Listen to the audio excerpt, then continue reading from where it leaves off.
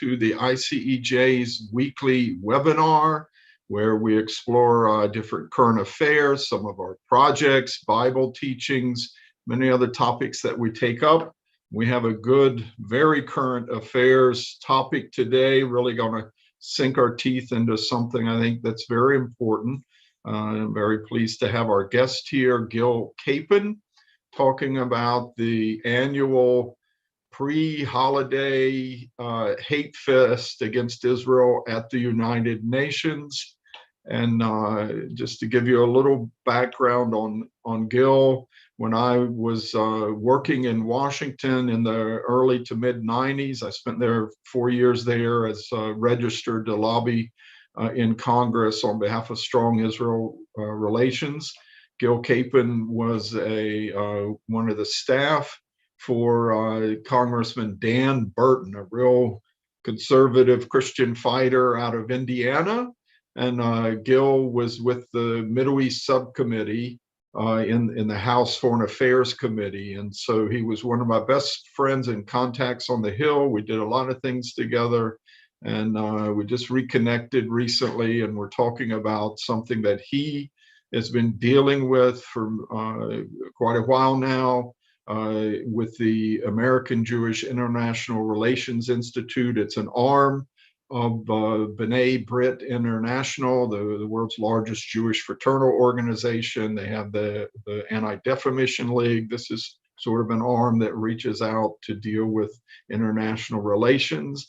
And Gil, it's great to have you this week on the ICEJ webinar. Thank you, David. Yes. Let me say at the outset that it's an honor to be with all of you. I have great affection and appreciation for all of you, lovers of Zion.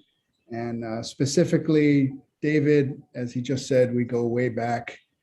When I was a young staffer on the Hill, David was a young activist for a pro-Israel organization. He and Richard Hellman were the first pioneers, really, to talk about moving the embassy to Jerusalem. And I don't want to say how many years ago, but it was many, many years ago, before it was even legislation. They were the first ones. So it's great to be with you, and to ICEJ, International Christian Embassy in Jerusalem. What can I say? Much appreciation for all of you, especially my wonderful, great friend, Susan Michaels, who I've known for years also. And your work is so important for Israel. And I would say to all Christian friends of Israel, how much I appreciate you. And I hope the Jewish people and the state of Israel appreciates what you do for Israel. Because as I told David, I feel like if it wasn't for Israel's Christian friends, I don't even want to think about where Israel would be. So thank you from the bottom of my heart to all of you. Let me give you a little bit of background on our organization, the American Jewish International Relations Institute. As David mentioned, we are affiliated with B'nai Brit International for the past year, but our organization has been around for about 15 years. We were founded by the late revered American diplomat Richard Shifter, who passed away a year ago. Ambassador Shifter was a survivor of the Holocaust. He was born in Austria. His parents were able to get him out of Austria when he was 15 years old. They never made it out. They were killed in the Holocaust. He grew up as an orphan in the United States and became the deputy ambassador to the UN. He was Jeane Kirkpatrick's deputy and worked in administrations of both parties. He worked in the Reagan, Bush, and Clinton administrations. He was a U.S. ambassador to the UN Human Rights Commission, later on Assistant Secretary for Human Rights, and really, I would say, a giant in human rights, participated in an active way in helping Soviet Jews and Soviet Christians get out of the Soviet Union. And together with George Shultz, he negotiated the end of the Cold War human rights immigration issues with Soviet counterparts. So he, during his time at the UN, became very concerned with this annual onslaught against Israel, which is our topic today. And he felt that not enough was being done proactively diplomatically by our side, by the United States, by Israel, by other friendly countries to combat this and to counteract it. And we have a situation that started during the Cold War and was fueled and generated by the Soviet Union and the Soviet bloc in alliance with the Organization of Islamic Cooperation. Gil, if I can just help set this up a little, what we're talking here is about it's something seasonal like the flu or whatever, but it should be a happy season. It's Hanukkah, it's Christmas, and yet right as we move into this season, the people of Israel, the Jewish people worldwide also feel it. There's this annual hate fest at the United Nations that's built around November 29th, which originally was the day the UN voted to partition the land. Israel accepted it, got a Jewish state eventually. The Arabs rejected it, but now the Palestinians have turned this into an annual day, International Day of Solidarity with the Palestinians. It sets off several weeks as you move into the holiday season, several weeks of bashing Israel, all these resolutions. And talking to you recently and learning a lot of new things, I say it's time to stop it. Next Christmas, let's have something different, but I think it's going to be very interesting for everyone to learn exactly how this developed.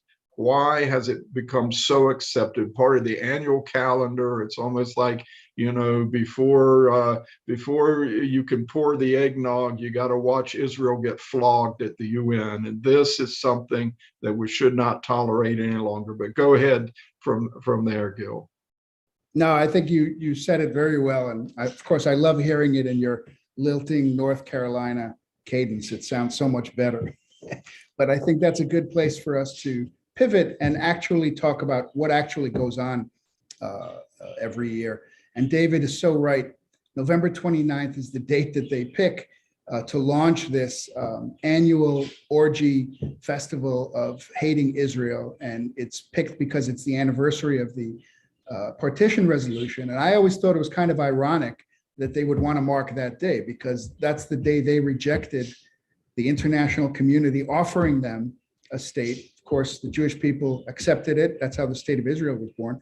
And there could have been an Arab state, a Palestinian state at that time. And of course, many other opportunities over the years. But it seems to me they wouldn't want to call attention to that particular date. And yet it is called the International Day of Solidarity with the Palestinians. And I think it's almost a cliche that the UN engages in one-sided, unfair, anti-Israel activities. This barrage of resolutions every year. At the General Assembly alone, it's between 15 and 20 every year. This is not even talking about other arms of the UN, Geneva, the UN Human Rights Commission, the UNESCO, and so forth. But at the General Assembly, 15 to 20 every year. But we, in our organization, have always focused on 3. And the reason is that of the 20 or so resolutions every year, most of them are declaratory, condemning Israel for this or that. Among other things, there's a resolution, believe it or not, condemning Israel for an oil spill in Lebanon that happened 40 years ago, and that passes every year. And condemning Israel for occupying the Golan Heights, even in the last 10 years of this chaos and civil war in Syria. There's this demand by the UN that Israel turn over the Golan Heights to Assad, I guess. But our 3 resolutions, the 3 that we're most concerned about, are the 3 that reauthorize and fund every year what we call an anti-Israel infrastructure or apparatus within the UN system. Those are 3 bodies within the UN that have to be authorized on a regular basis because they have budgets. And they are the Division for Palestinian Rights, the Palestine Committee, which is officially called the Committee on the Exercise of the Inalienable Rights of the Palestinian People. And the third one is the Special Committee to investigate Israeli human rights practices in the occupied territories. Now, needless to say, I'm sure you won't be surprised to here that there's no parallel in the UN system for any of these bodies. No other country has the honor of being singled out in this manner, with a division dedicated to its so-called human rights abuses, a committee that works year-round to promote propaganda against Israel and actually organizes the Day of Solidarity with the Palestinian people and multimedia presentations. In fact, if you walk into the UN itself, there's a presentation right near the entrance on the International Day of Solidarity with the Palestinian people, which basically reflects the most extreme Palestinian narrative of what happened in 1948. And then there's the Special Committee to investigate Israeli human rights practices. And I want to correct myself. I said there's no parallel in the UN system. There actually, in the history of the UN, there was one other country that had a special committee, and that was South Africa, apartheid South Africa, which is precisely the point. They are trying to compare Israel to apartheid South Africa. And this is what underlies a lot of the activity against Israel, and certainly what underlies this infrastructure against Israel. Now, the committee, the Palestine Committee and the Palestine Division were formed in 1975. And all of you either remember or know that in November of 1975, on the anniversary of Kristallnacht, no less, the UN passed an infamous resolution which equated Zionism with racism. And 16 years later, thanks to John Bolton, when he was Assistant Secretary for International Operations, and the US effort during the Bush administration, first Bush, this was repealed. It took a lot of legwork and a lot of effort and whipping for votes, which is significant because it proves that it can be done if you make the effort. But that resolution was repealed. The problem is that although Zionism is racism is no longer official UN policy, the very day in 1975 that Zionism is racism was passed, two other resolutions were passed, and they created the Palestine Committee and the Palestine Division, and that was never repealed. So what I call the operational arm of Zionism equals racism continues to not only exist, but to flourish and to do its dastardly work on an ongoing basis. The third one, the Special Committee to investigate Israeli human rights practices, which, as I said, was modeled after a similar committee that existed against South Africa, that actually was created in 1968. So if you think about all the changes in the world and all the changes in the Middle East in all those 50 plus years, especially in the last few years with the Abraham Accords and this hopeful new opportunities in the Middle East, which hopefully the Palestinians will join one day, this infrastructure continues as if nothing has changed in the Middle East or in the rest of the world. And it's almost a surreal thing. The UN is its own world. And in fact, I'll quote here from Ron Prosor, who some of you I'm sure know, the former Israeli ambassador to the UN. In 2012, during this festival, anti-Israeli festival, they also accepted Palestine as a member state of the UN, as an observer member state. At the Security Council, they were not able to do it, which is what is necessary for a state to actually be a member of the UN. And the reason is that the second Bush administration, which was, or actually the Obama administration, to give them credit, worked very hard to get the Security Council members to refrain from supporting it. And you have to have 9 votes on the Security Council. David and I were discussing this the other day, and the Christian support for Israel played a big role in getting Nigeria, which was a member of the Security Council at that time, to not support the resolution. So it failed. But it did pass the General Assembly because they have this automatic majority. And this is what Ron Prosor said about it. He said the only thing that resulted from this act in actual effect were feelings of hostility and lack of trust.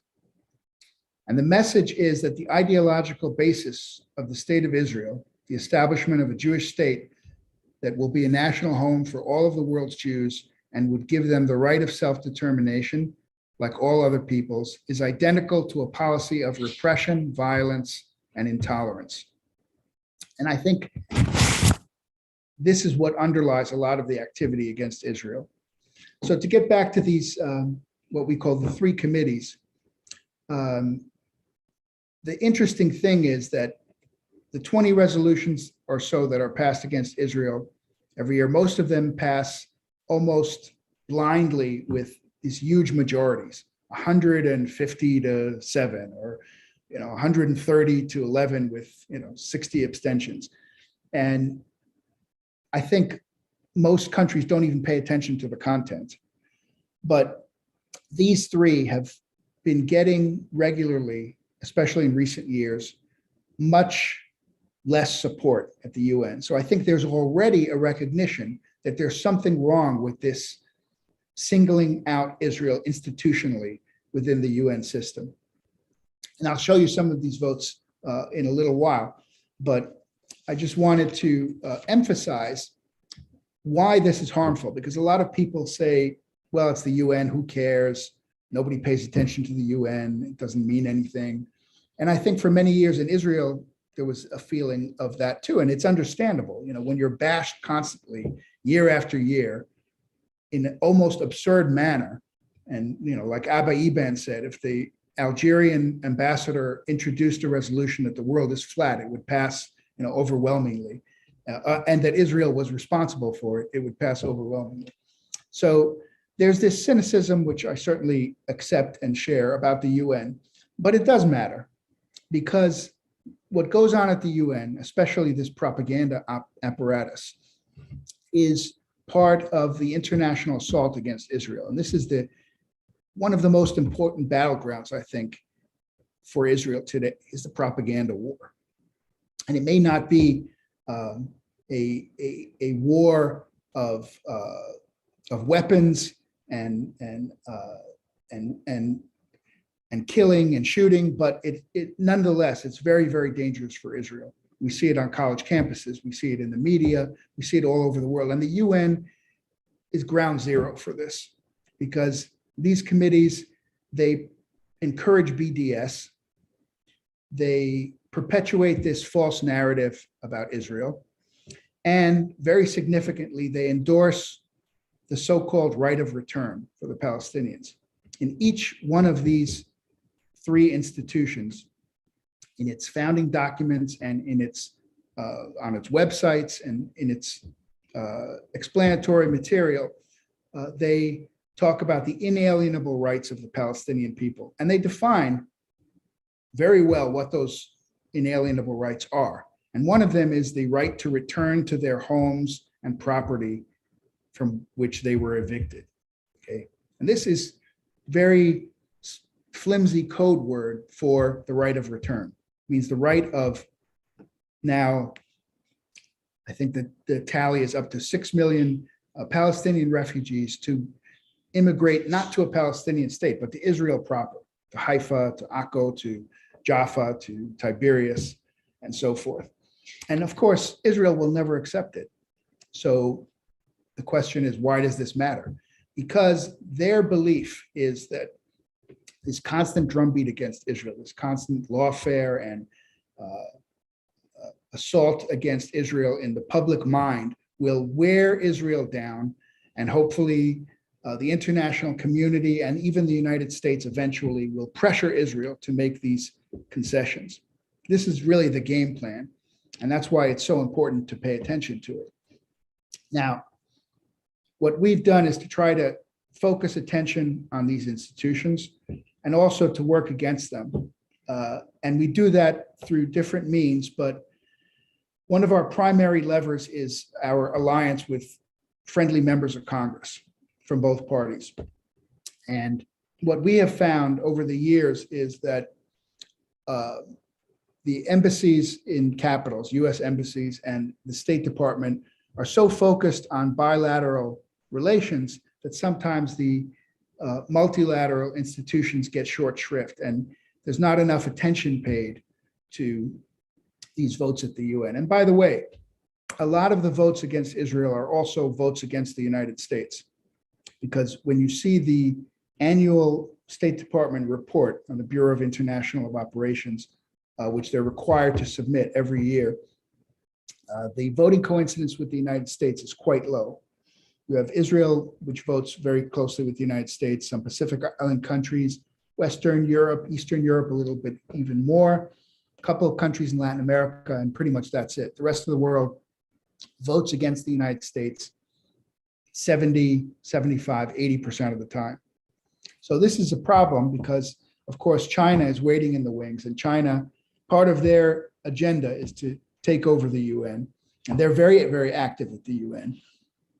So Israel is victimized not only by, frankly, anti-Semitism at the UN, which is an old problem, but also this continued anti-American propaganda and feeling that started in the Cold War. And amazingly, 30 years after the end of the Cold War, we're still seeing it at the UN. So if we could get to the slides, maybe. I can show you some of this graphically.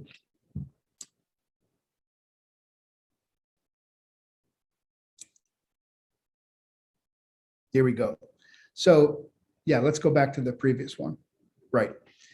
This is from the website of the Committee on the Exercise of the Inalienable Rights of the Palestinian People. And as you can see, right over here where it says background, it explains what led up to the formation of the committee and what its charter is about. And it states very, very clearly that the committee is dedicated to implementing the inalienable rights of the Palestinian people, and it enumerates them, and one of them is the right of return.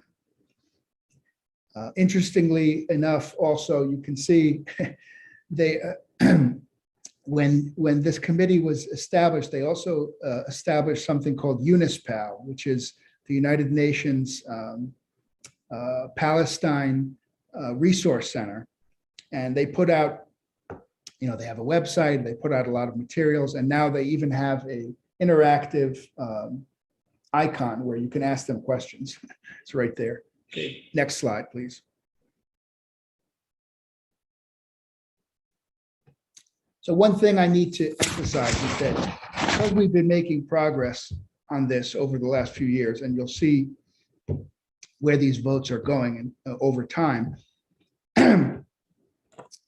Last year, the other side moved at the UN to get a 2-year mandate for 2 of these bodies, the Palestine Committee and the Palestine Division, because I think they saw very clearly their numbers eroding. So for the Palestine Division, the Palestine Committee, there's no vote this year. They're continuing their work, of course, but they didn't have to be reauthorized. For the Special Committee, the vote is this year. That one actually gets the least amount of yes votes.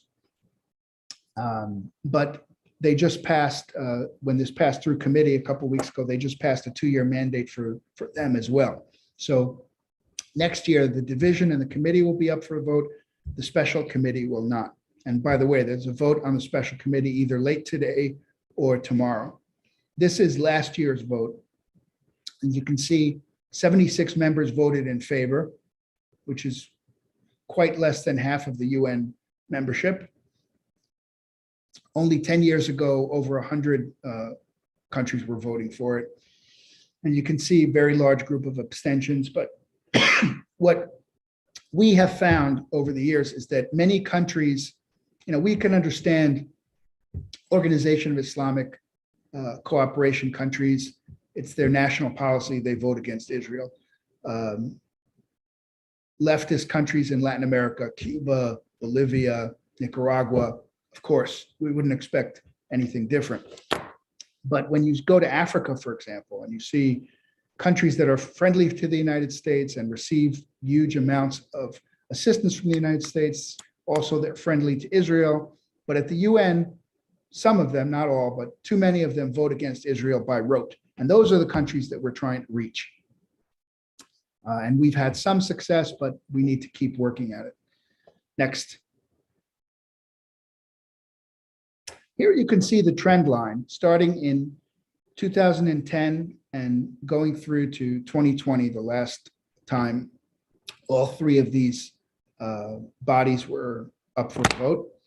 And as you can see, the green line is the committee, Palestine Committee. The yellow is the Palestine Division, and the purple is the Special Committee to investigate Israeli human rights practices.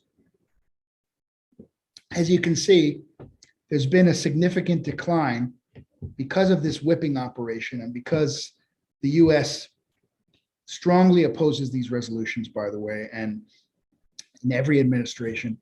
Every year there's a short list of about 10 resolutions that the State Department designates as important. And all three of these resolutions make the list every year. So there is some effort at the UN and in capitals, which is really where we have to keep our focus to get the message across that this is not conducive to peace. This is unfair targeting of Israel and, frankly, an abuse of the UN system. Next. And I should also add that we had a significant breakthrough 2 years ago when Germany and about 10 other European countries started getting fed up and started voting no rather than abstaining. The EU position had been to abstain on these resolutions for years. And then 2 years ago, on the division at least, Palestine division, Germany, Hungary, Austria, Greece, Lithuania, Estonia, Czech Republic, Slovakia, and a few others started voting against it. We're trying to keep that momentum, move it forward, and even get them to vote no on other resolutions. Here's Southern Africa last year, okay? Those are the countries that voted yes. And, you know, South Africa, unfortunately, very hostile to Israel at the UN. Mozambique usually goes along. Angola has its own history. But some of these other countries, Tanzania, Kenya, why should they be voting against Israel? Cape Verde, Congo. So we're working on it. Liberia actually broke the ice last year, so kudos to them. They actually voted no. And we hope that they'll stay with it. Liberia did not vote yes on any anti-Israel resolution, so they really deserve a debt of thanks. If we can move on to the next slide. Okay, here you can see the number on the three resolutions. We added up the yes votes for each country, and as you can see, it's broken down into countries that voted yes on all three, countries that voted yes on two, and countries that voted yes on only one, and so forth. And then the largest number are countries at the UN that voted yes on none of them. So they're not all no votes. Only 13 countries, as you can see, the blue graph, voted no on all three. And we need to bring that up. But a total of 92 countries, which is about half of the UN membership, did not vote yes on any of the three resolutions. So I would say this is real progress. Next. Here you can see we added up the total no votes on the three resolutions over the past 10 years, just to show you the kind of progress, even on the no votes, where it's much tougher to make that progress. But we started off in 2010 with only a total of 27 no votes on the aggregate of the three resolutions. Okay, so let's say 9 countries voted no 3 times, more or less.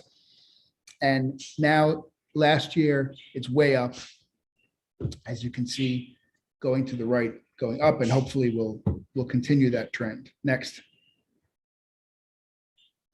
I don't know if it's readable, but this is a statement that Assistant Secretary Linda Thomas Greenfield made during her confirmation hearings, and we were very encouraged.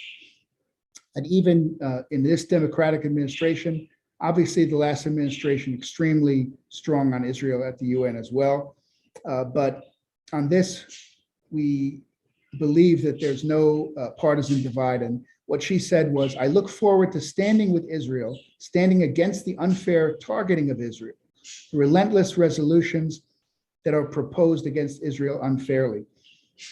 And she went on to say, I will use my perch if I am confirmed as the UN ambassador to push in this effort. I intend to work closely with the Israeli ambassador, with my colleagues across the globe, because this is not just an issue in New York, but also pushing our colleagues to address these issues with their countries bilaterally so that we can get a better recognition of Israel in New York.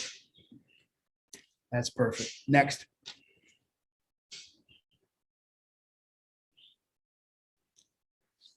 So here you can see the graph of the total yes votes over the years from 2010 to 2020.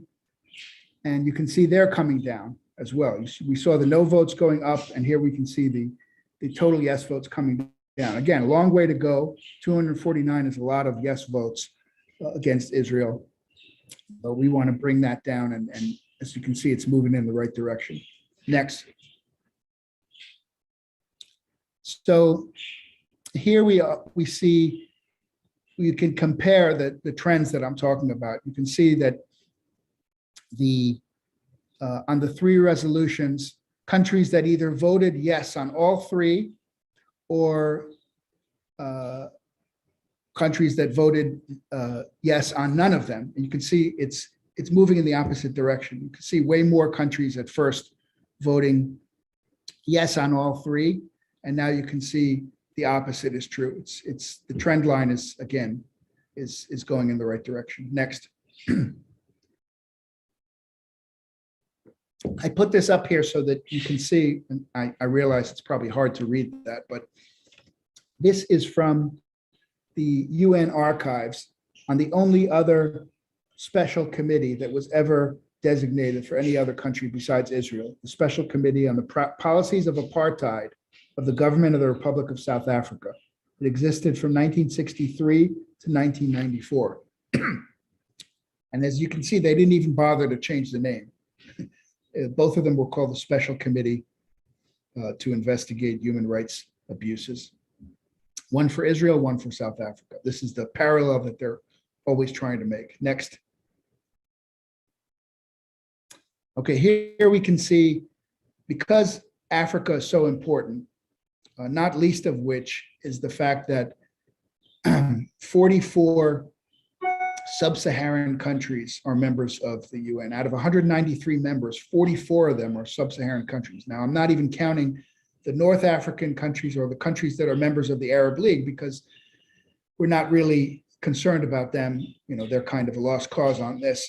But the rest of Africa, what we call non-Arab League sub-Saharan Africa, is important for the sheer numbers, and also because Israel correctly has made a diplomatic push in Africa in recent years. And we know there's a lot of good Christians in Africa that I think want to support Israel, so we need to find ways to engage with them as well. And you can see here that only 10 years ago, 32 out of the 44 countries were voting yes on all three or 2 out of the 3, and only 11 were either voting yes on none of them or just one of them. And now it's almost reversed. We have 24, more than half of the countries voting yes on only one or none, and only 20 voting yes on 3 or 2 of them. Next. Oh, okay. I think that's it. I think that's it, Bill. Very, very good, though. We've gotten some good responses from people. Terrific. Well, I'll stop there, and I'm happy to discuss or take any questions on Okay. this. Well, first of all, you know, it's a real education. I've spent years frustrated seeing these votes. I knew it had to do with the Solidarity Day on November 29, and then you got several weeks of these resolutions coming up.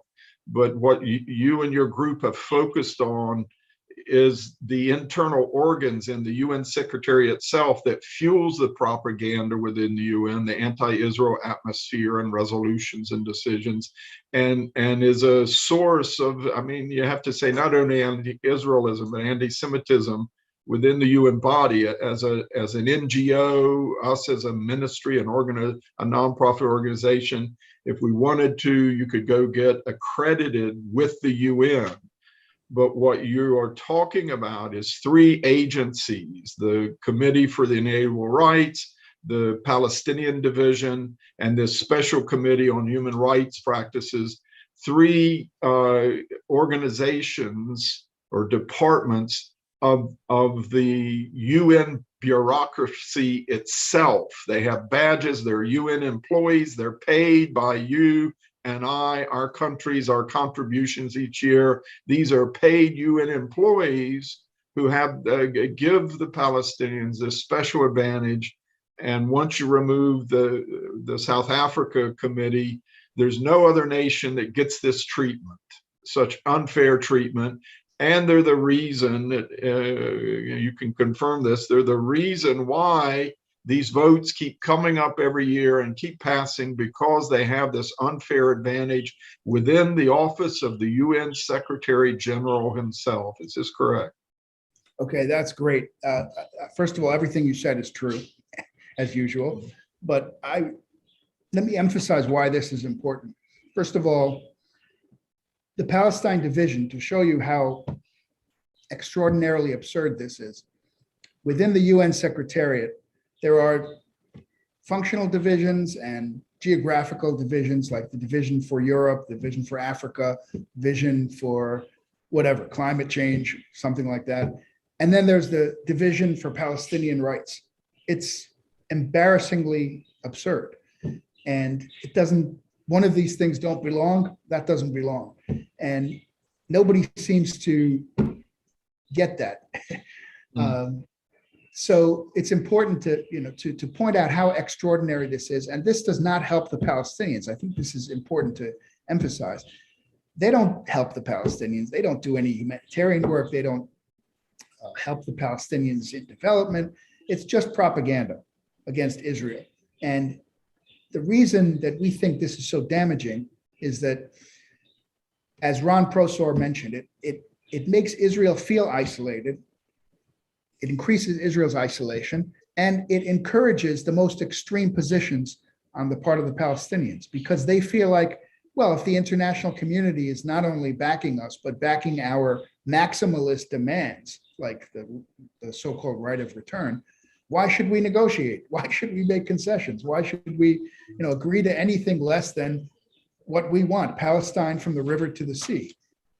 So words have consequences, as we all know, and that's why this is so damaging and so important. I appreciate all these comments I'm reading of what all of you are saying. I very much appreciate it. Look, from your graphs, it's very visual, very clear to see that there has started to be some progress. When we talked last week about this, we acknowledge the Abraham Accords are certainly part of it, that even though some of these Arab countries that are normalizing relations with Israel, they're still going to stand up for Palestinian rights. They still may support these resolutions. I think the United Arab Emirates, some of these other countries actually voted for some of these resolutions over recent days. But it's causing other countries, especially, say, Eastern Europe, Africa, Latin America, to reflect and say, look, why should we single out Israel and hate Israel so much. Why should we allow this to continue when these Arab countries are making peace with Israel? So that's part of the momentum for the voting patterns to change. But I think if you look at the important dates here, you probably can trace this back to the one and only Nikki Haley. Is this correct? I mean, she was a real champion of Israel, and she proved that if you focus on it, concentrate on it, put on the work, how much of an ally was she, and how much of a difference did she make in this trend that we're seeing now? Well, Nikki Haley was certainly a very vocal and enthusiastic champion for Israel at the UN. There have been a few. We have to be fair. Daniel Patrick Moynihan was an incredible defender of the free world and also of Israel. If anyone wants to be inspired, just go to YouTube or to our website, because we have a link, and watch his speech on the occasion of the passage of Zionism is racism. It's really unbelievable. And the great line was, the United States will never accept, will never acquiesce this infamous act. Amazing man, and he was a great ambassador. So we start with him. Jeane Kirkpatrick, of course, was terrific. John Bolton was great. Certainly Nikki Haley was exceptional, and her successor was equally dedicated and eloquent. Even Linda Thomas Greenfield was in Israel last week, and she said this. To her credit, this is very, very welcome from her. She said that Israelis interpret the overwhelming focus on Israel in this body as a denial of Israel's right to exist and an unfair focus on this one country, and they are correct. So, fortunately, this is no way a partisan issue. And let's face it, the UN is a world of its own. It's a fantasy world. It's, logic stops at the door. I was watching Hate Israel Day last week at the UN, and the Kuwaiti ambassador got up. They passed a resolution on Jerusalem, as you all have heard, which denies Israel's connection to Jerusalem. And the Kuwaiti ambassador actually said, I'm going to read this so I get this quote correct. He accused Israel of trying to introduce Judaism into the Ibrahimi Mosque in Hebron. So trying to introduce Judaism is like saying someone is trying to introduce the sun into the heavens. I mean, it's I don't even think that they realize the irony of what they're saying, because like I said, it's its own world. Okay. Yeah, this Thomas Greenfield, she just gave a speech in the UN Security Council saying much the same thing. She is now the Biden administration's ambassador to the UN. She seems to, and she was there complaining.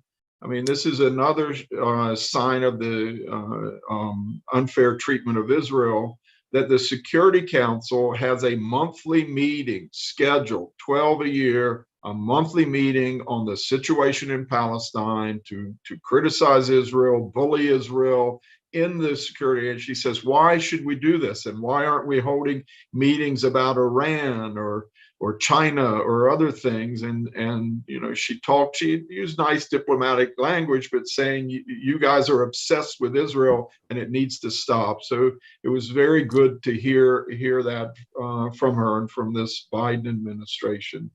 We want to ask the important question, Gil, how can we help as Christians? And I just started with 2 points and let you comment on this. Number one, I learned it when we were able to pass the Jerusalem Embassy Act in 1995. Was my last year there on the Hill, and I drafted the first draft of that bill for Senator John Kyle. It became the Dole-Inouye bill in the Senate, and then there were some supporters on the House side. You probably can name quite a few of the original sponsors. But we created the momentum to move from a resolution, an annual resolution that you mentioned, Daniel Patrick Moynihan, when he was senator, he was the one that sort of kicked off an annual resolution to support moving the U.S. Embassy to Jerusalem. We wanted to move to an actual bill, a law with teeth to force the executive branch to do it. And we created the minimum because we brought Jews and Christians together. And when the Jews and Christians can agree on something, you go to your elected official, it's hard to say no. And I think there's a real principle we can turn to on this. Among our branches worldwide, we have offices in 90 countries. We have a following in about 170 countries. And somewhere out there are some Christians who can get together with your Jews in your community, your city, your country. The two of you go together and meet your elected officials, whether it's within your legislature, within the administration of your cabinet offices, or the diplomatic offices, and say, we need to see a change. This is such an unfair treatment, and get them.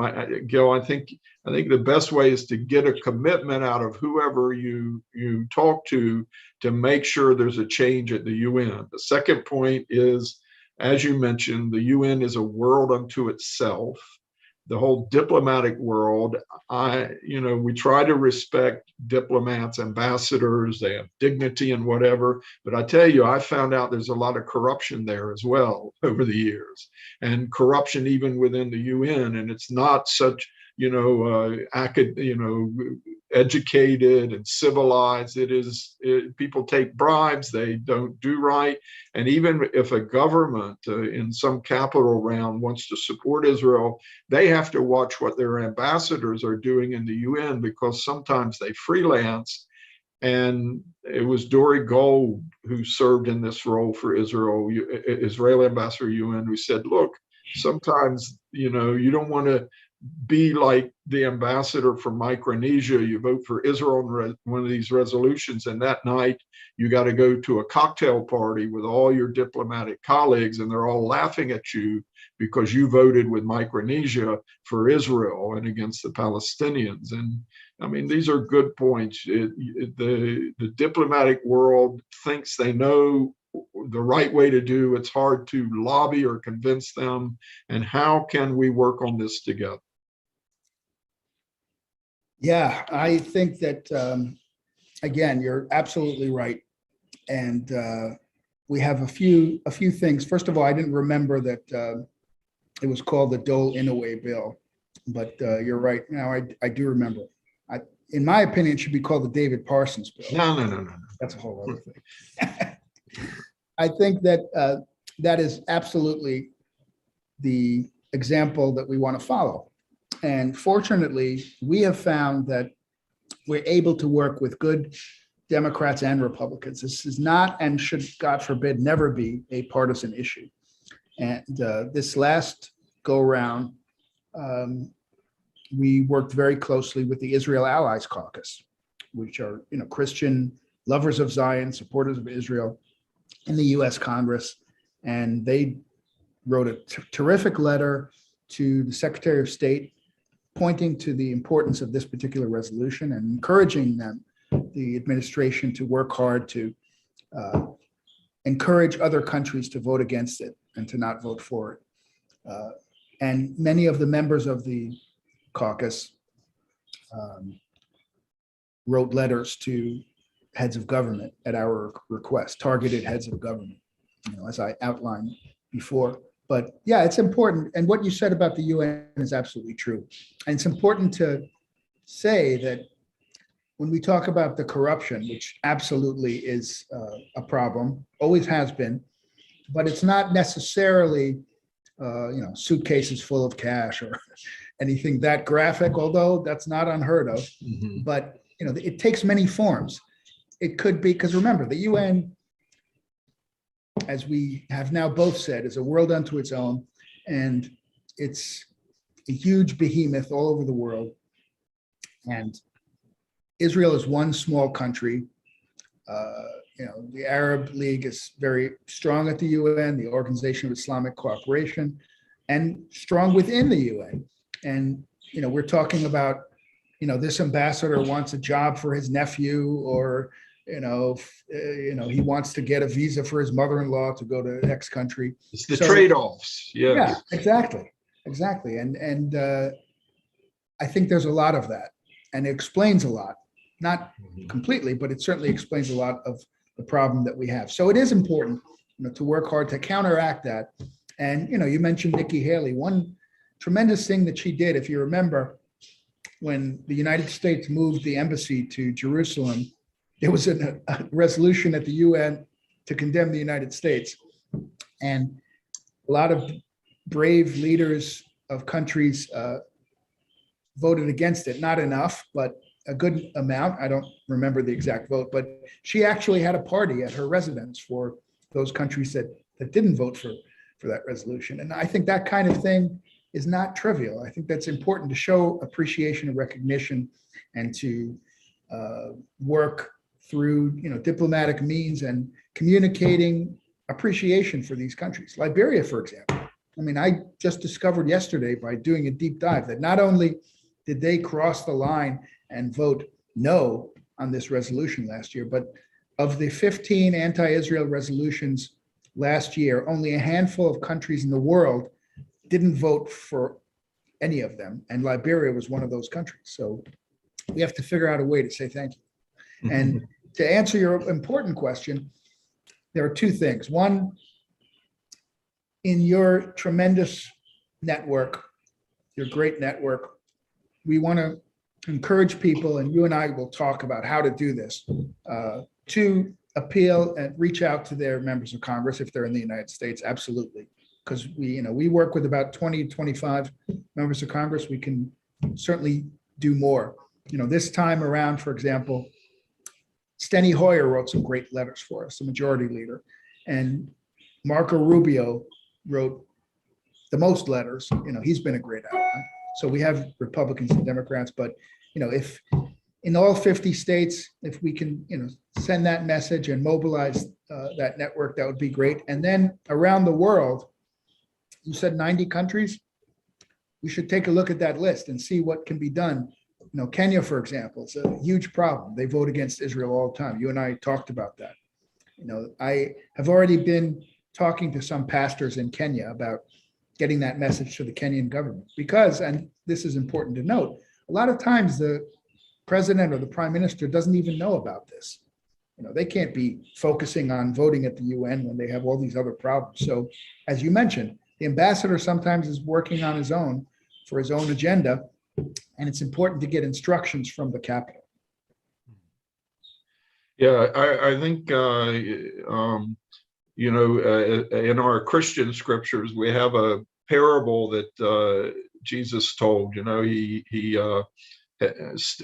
studied the Talmud. He was like, in a way, his style of speaking was like the Pharisees telling parables. And he talked about a widow who was bugging a judge about something so much, just went on over and over to where he finally relented and said, I just might as well give in to her just to, keep her quiet. And I think this is something that we're going to have to be persistent, consistent in trying to reach out to whoever will listen. And when you find someone, you tell them we are watching, and you watch the UN votes. You look at, that one image you showed where the UN votes are all laid out there.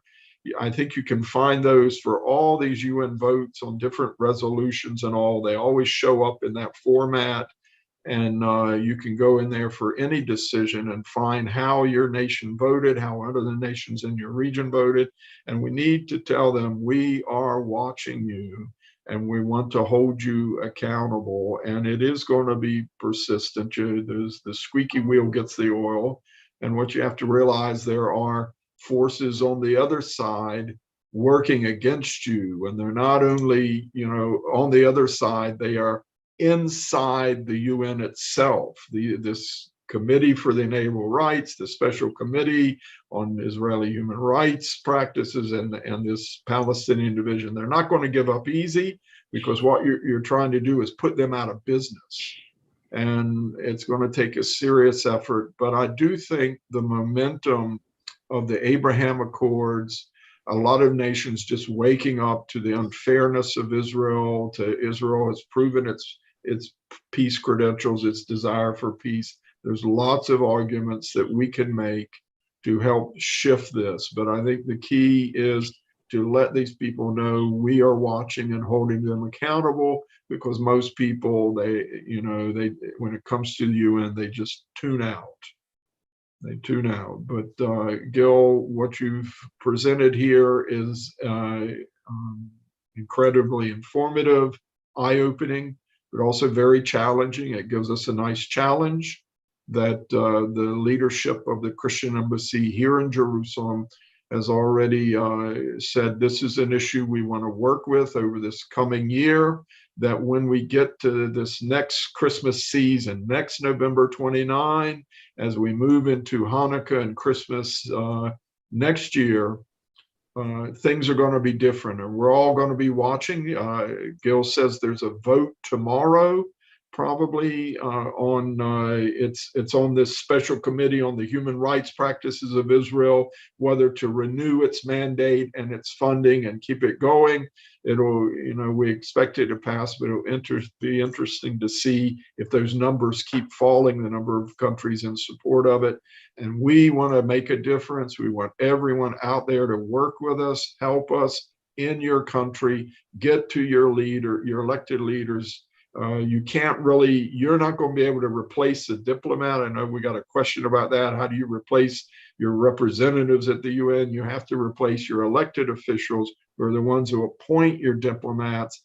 And you don't have to replace the diplomat. You just have to hold him accountable, because there are instances where the diplomats in New York at the United Nations are even voting different than what their governments want them to, and it's just that no one's watching. So we have to really put this on our own agenda and make sure it's different next year, that as we get ready to celebrate the holidays, Israel won't be going through. Israel will have even better news to celebrate, that the hate fest at the UN is getting undermined and dissipating, and hopefully will end soon. This is our goal.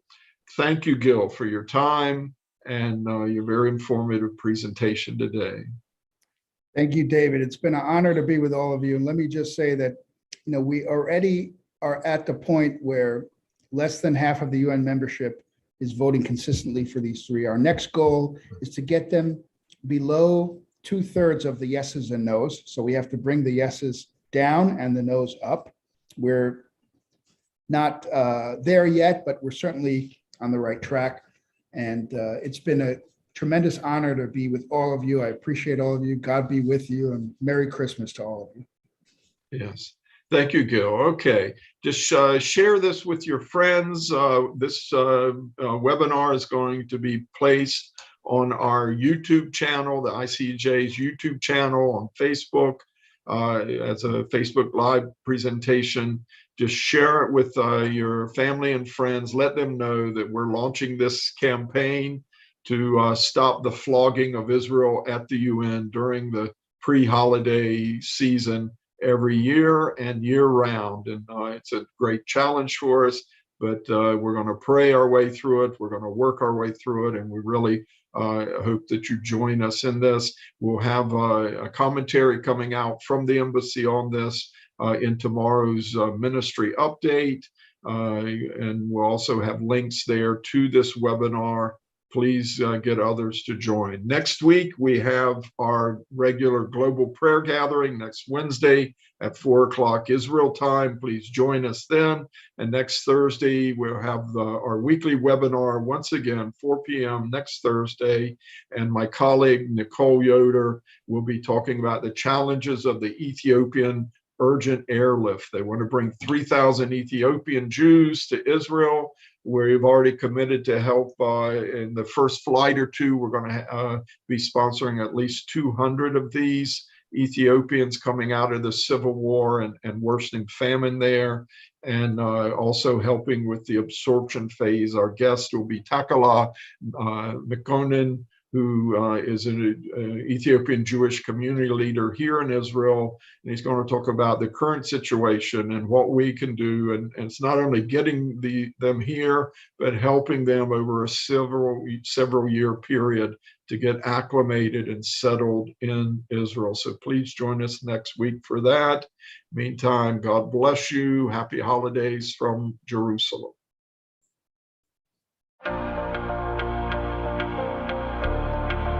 We are definitely in a time of dramatic change. Many leaders, they speak that this current crisis that is going all around the world means like a reset or a recalibration even of the work of God here in this world. It's a new season where we do sense new tools are required and a new type of leadership. And in this challenging time, it's important for us to remember that God is not locked down. He is still active. He's not restricted in his ways of dealing with the church, but he can bring new things to your ministry and new things even to your personal leadership. We see prayer increasing around the world and hear testimonies of people coming in large numbers into the kingdom of God. I do pray that this year's Envision Conference right here from Jerusalem will inspire you to be a better leader, to cope the challenges that we are facing, and to expect great things from God for your ministry. I look forward seeing you at Envision 2022, and I believe that the Lord will give us guidance. Discover, grow, and lead at the Envision Pastors and Leaders Conference. Join us as we take you to different locations in the land of Israel. Hear insightful teachings that will enrich your faith. Enjoy worship and fellowship together with pastors and leaders from across the globe. Register today. Go to on.icej.org/envision2022